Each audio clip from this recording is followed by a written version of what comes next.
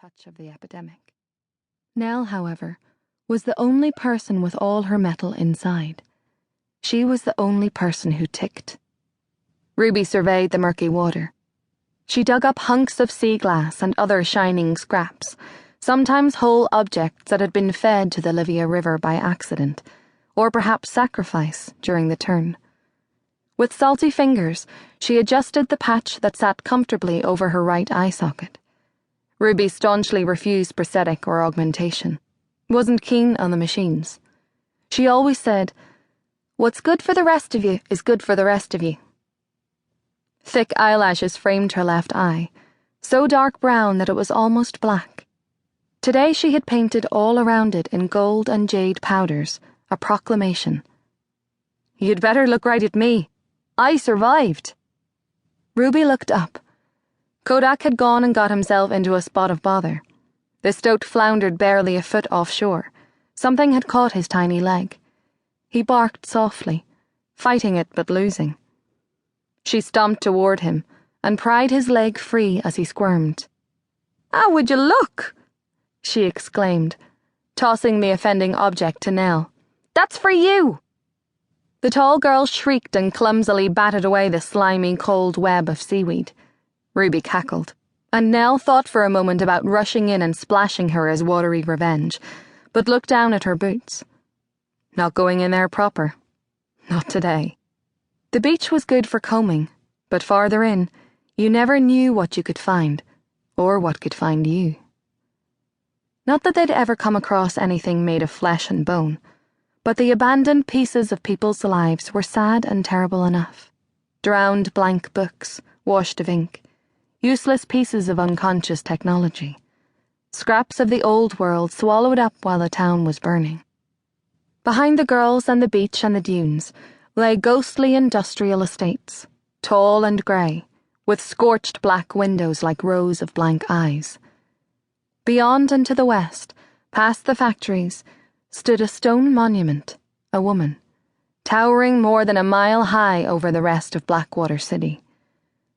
Beyond the devastated capital, western still, sat the Phoenix Parklands, where Nell's and Ruby's homes lay. It was a long ride back, and the girls' bikes waited for them in the pebbles, like spindly steel horses. "All right, I'm done," announced Ruby, storming back to shore. "I won't be able to carry all this if I keep at it." She staggered a little under the weight of her basket as she strode from the water. Ugh! The seaweed was oily on the soles of her bare feet. Nell was glad she'd kept her boots on. As they walked up the stony shore, Ruby said, "Well, give us a look at what you found." "Just scraps." "And this." Nell took the hand she'd picked from the drift. Kodak flounced out of the water and ran in circles on the beach, shaking himself off with the disgruntled gait of a wet cat and the enthusiasm of a puppy. They planted themselves on the stones by the bikes for a moment. Ruby was panting a little, and her basket landed on the beach with a thud.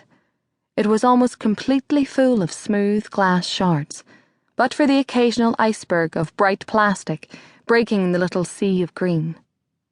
Nell peeled the briny plastic wrap from the hand, cellophane strips placed there in some attempt at preserving it. The plastic was old but held strong. She unwound it like bandages and revealed the too pink painted skin. The hand was posed as though it were holding something invisible, painted crudely, but with the intent of looking marginally lifelike. Pinker nails, clumsily engraved knuckles. It stopped just below the wrist, with a screw protruding from a flat base. It was weirdly big, an ungraceful thing. Nell turned it over and over in her own hands, fascinated. "What do you think, Ruby?" asked Nell, locking her fingers with it, her own hand small against it.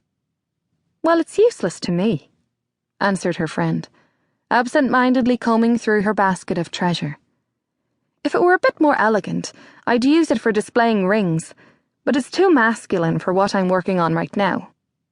Nell hadn't thought about giving it boyness or girlness, but now it certainly seemed boyish. A boy's hand. Huh, I suppose so.